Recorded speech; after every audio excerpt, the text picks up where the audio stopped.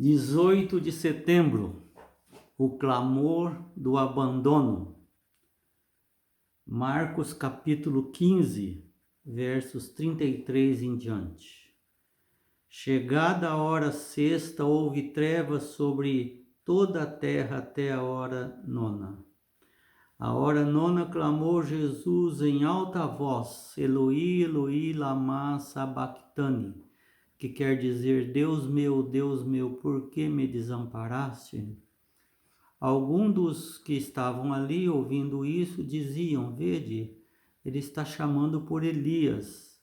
E um deles correu a embeber uma esponja em vinagre e, pondo-a na ponta de um caniço, deu-lhe de beber, dizendo: Deixai,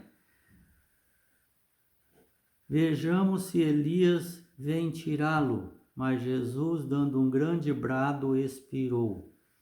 O véu do santuário rasgou-se em duas partes, de alto a baixo. O centurião que estava em frente dele, vendo que assim expirara, disse: Verdadeiramente este homem era o Filho de Deus. Estavam também ali algumas mulheres, observando de longe, entre elas Maria Madalena, Maria, mãe de Tiago Menor e de José, e Salomé, as quais, quando Jesus estava na Galiléia, o acompanharam e serviram. E, além dessas, muitas outras mulheres haviam subido com ele para Jerusalém. Então nós vemos aqui o clamor do abandono. E vimos que, e já estudamos ontem, que houve algo sobrenatural na morte de Jesus. Houve trevas da meio-dia da sexta-feira até as 3 horas da tarde da sexta-feira. E essas trevas ali no Gólgota, um lugar horrível,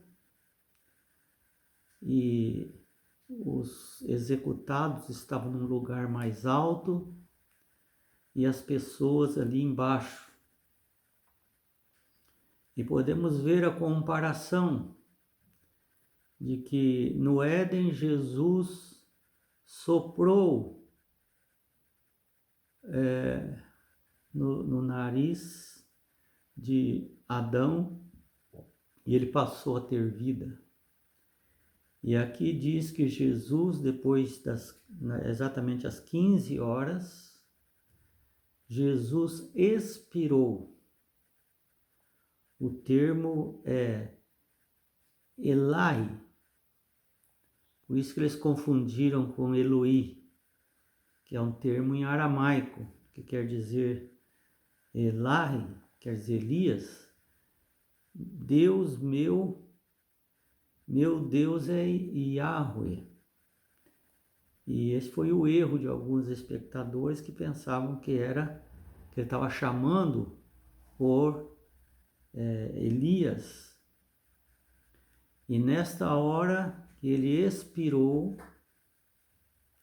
é como se tivesse desfeito aquela criação e agora vai fazer uma nova criação, vai renovar a parte espiritual que foi dado a Adão e foi corrompido, e agora quem se converter e aceitar o plano da salvação recebe o sopro de Deus para uma nova vida. É algo muito simbólico. E também o véu se rasgou. E naquela mesma hora, o véu se rasga de alto a baixo. E mostrando que aquela lei cerimonial onde eles sacrificavam o cordeirinho já não necessitava mais, porque o Cordeiro de Deus, o verdadeiro Cordeiro, chegou, cumpriu todas as fases, deu a sua vida para o pecador e expirou e não precisava mais daquele símbolo do Messias. Era um símbolo a lei cerimonial. Então você vê que tudo aquilo que se fazia naquele templo, também de uma maneira figurada, Jesus disse que ele iria ser derrubado. E foi na realidade. Mas deveria ser derrubado no coração das pessoas ali, que consideravam o templo mais importante do que o Messias. Tanto é que não aceitaram Jesus porque ele era humilde e o templo era esplendoroso.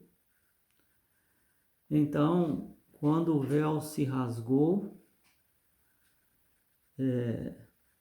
muitos sacerdotes creram. E quando Jesus expirou, o centurião, que era o chefe de 100 soldados, que estava ali ao pé da cruz tomando conta para que a coisa não se bagunçasse ali, exclamou o chefe dos soldados: "Este é o Filho de Deus." Veja que, comparando agora com a cruz com o batismo de Jesus, no batismo veio o Espírito Santo, e o nome do Espírito Santo é pneuma, vem de pneu, ar. Então o Espírito Santo veio até Jesus, e quando ele expirou, então eles disseram: "Este é o Filho de Deus." Quem disse foi o centurião: "Este é o Filho de Deus." E o Espírito Santo, que apareceu ali no batismo, disse, ouve a voz do Pai dizendo: "Este é meu Filho amado, a quem tenho prazer." Veja, muitas mulheres estavam ali, a mãe de Jesus estava ali também, Maria Madalena estava, muitas mulheres estavam ali. Então, nós podemos ver a natureza, por exemplo. Quando no batismo de Jesus, os céus se rasgam, está escrito exatamente isso. Rasgam no batismo de Jesus. O Espírito Santo desce e ouve-se a voz de Deus. E também na morte, esse no batismo, agora na morte, o véu se rasga. Então você vê que o termo é paralelo, né? Então, se nós formos comparar, por exemplo, o batismo de Jesus significa o início de seu ministério, cumprido exatamente Daniel 9, 24 a 27, que disse: no meio da semana, no início da semana, então Jesus é batizado, no meio da semana ele morre, então ocorre a cruz, e foi isso a culminação do seu objetivo. Esse plano estava programado já desde os tempos eternos, antes do pecado de Lúcifer, antes do pecado de Satanás, de Adão e Eva. E agora ele vem cumprir o seu ministério. Ele vem pagar o preço do pecado, e isso exigia a sua morte. Marcos 10, 45. A morte de Jesus também cumpre a profecia de Daniel 9, 24 a 27. onde o tipo do cordeiro encontra com o antítipo. E começa uma nova história da fase da salvação, do perdão. Eles tinham que confiar que aquele cordeirinho era o Messias. Então agora existiria uma transição, onde eles deveriam não focalizar no cordeirinho sem defeito que eles mesmos matavam, mas no Cordeiro de Deus que tira o pecado do mundo, que estava morrendo naquela hora ali e derramando seu sangue. No lugar daquele cordeirinho inocente, o inocente Filho de Deus agora estava morrendo. E agora tinha que ter essa transição. Deixa de trazer mais cordeirinhos aqui. Essa é uma lei cerimonial que serviu, foi ótimo, para deixar a sua mente bem esclarecida a respeito da missão do Messias. Agora o ministério foi cumprido. Agora uma nova fase da salvação. Agora você precisa crer em Jesus. Antigamente, para ser perdoado, obrigatoriamente tinha que matar o cordeirinho. Trazer o cordeirinho e matar. Agora nós já matamos o cordeiro. Ele morreu pelos nossos pecados. Nós matamos o cordeiro. Não foi o judeu que matou, não foi o romano, não foi Satanás. Nossos pecados mataram Jesus. E agora precisamos crer nesse ato de Jesus de amor. E acreditar a Ele a nossa salvação. Por isso que quando você faz oração, você faz tudo em nome de Jesus.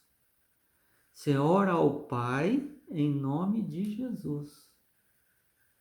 Porque Ele é o fiador e o executor da nossa salvação. Os propósitos de Deus se cumpriram, mesmo diante de todas as conspirações, perseguições, tribulações, mesmo com o ataque total do inimigo de Deus. Os propósitos de Deus se cumpriram e sempre se cumprirão. E a oração do Pai Nosso diz isso. Seja feita a tua vontade, assim na terra como nos céus. Então, nenhum ser humano e nenhuma criatura do universo vai impedir que seja realizada a vontade de Deus. Satanás tentou dissuadir Jesus a passar pela cruz, mas a vontade de Deus prevaleceu, porque Jesus falou assim: Pai, se possível, passe de mim esse cálice. Todavia, não seja como eu quero, mas como tu queres. Então, independentemente do que possa acontecer ao nosso redor e conosco, temos a certeza da bondade divina que vai prevalecer.